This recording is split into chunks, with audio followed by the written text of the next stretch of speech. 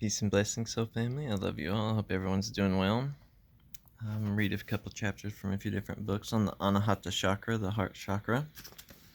This is coming from Systematic Course in Tantric Techniques of Yoga and Kriya, Swami Satyananda Saraswati.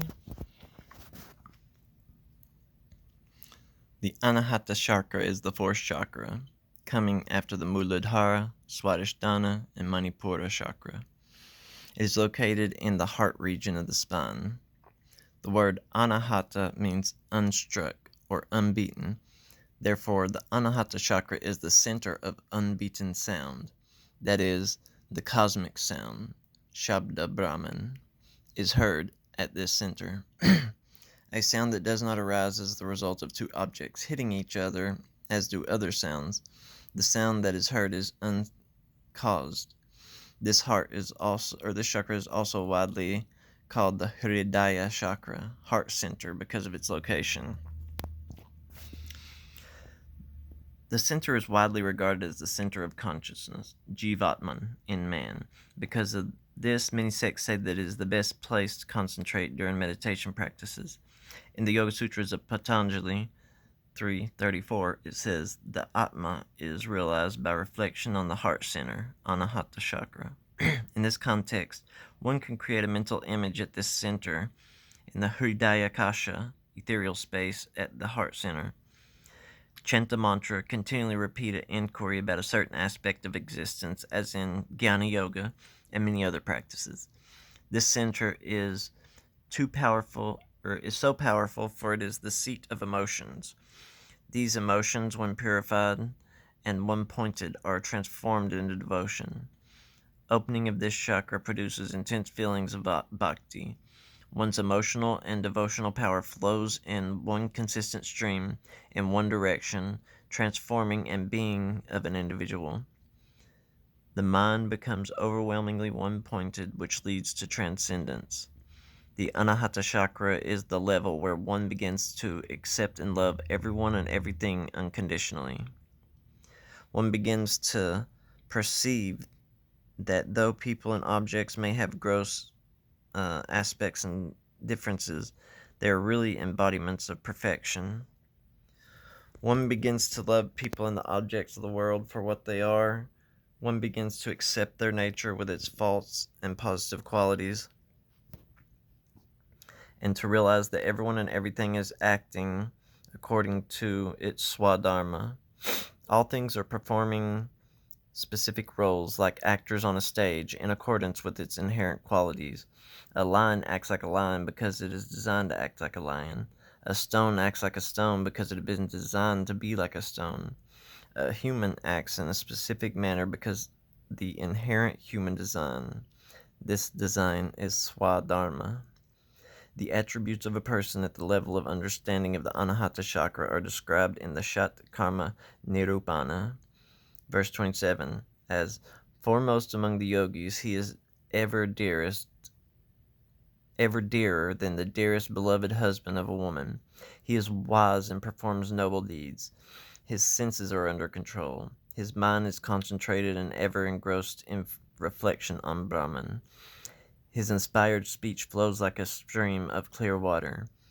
At the level of Anahata chakra, one begins to become more creative, whether in the field of science, art, music, or poetry, or whatever. Many of the well-known creative people in the world function at this level or higher.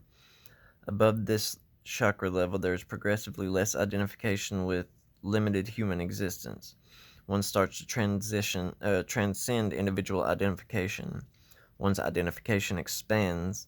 This is one reason why the jiva, the individual embodiment of consciousness, is said to reside at Anahata chakra. The Anandakanda. Just below the heart chakra, there is a minor center called the Anandakanda, the root of bliss. It is here that many people create an image of their Ishtadevata, their personalized deity, and worship mentally. It is a center where devotion is intensified. At this center, there is said to be a celestial tree. In the traditional scriptures, it is called Kalpa Vrishka, wish-fulfilling tree, and Kalpaka and Kalpataru, all with the same meaning. It is said to be in Indriya's heaven and that it grants all wishes. Of course, this belief is wrapped up in so many stories and myths, but it represents a great truth that at the level of Anahata Chakra, one tends to receive what one wishes for. This is a strange thing, but nevertheless an aspect of the ascent into the realms of the higher understanding. One's wishes to tend to bear fruit if the sankalpa, which is the intention, wish, or resolve, is strong enough. This applies to both positive and negative wishes.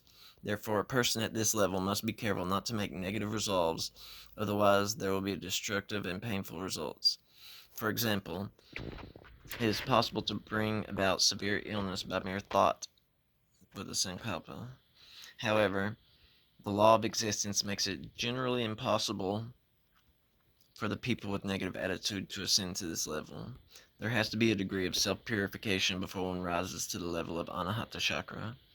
Otherwise, negative thoughts and ambitions could easily destroy and cause great harm. In some tantric texts, the Kalpavrishka is also called Chintamani, Sanskrit word chinta, which means thoughts, man, which means jewel. Therefore, Chintamani means the jewel of thought. It is said that the Chintamanta is a tree growing from the middle of the divine lake. The divine lake is located in the middle of a beautiful garden. The garden is said to be the abode of divine beings. The meaning of this scene is that people who live at this level of Anahata Chakra have a divine awareness and that whatever they wish will happen. We don't ask that you believe the implications behind the center called the Ananda Kanda. It is better to trend the tantric yogic path and discover the experiences yourself. I'll read this one little part and I'll switch back. Anahata Chakra is located in the spine directly behind the heart, though perhaps directly behind the center of the chest is a more exact description. At first, the mental location of the Anahata Chakra is quite difficult. A useful aid in developing sensitivity to the exact point of the spine is as follows. Place one finger at the center of the chest, place the other hand behind the back, and try to place a finger on the spine at the same horizontal level as the finger. In the front of the body, if necessary, use a mirror or the help of another person to find exactly the right position. Then apply greater pressure on the spine with the finger. With the eyes closed, feel the sensation of pressure and try to locate the exact position. With time and practice, it will help you find the exact location of the Anahata Chakra. Let's see, Anahata Chakra. It's created. Okay. This is about to be over.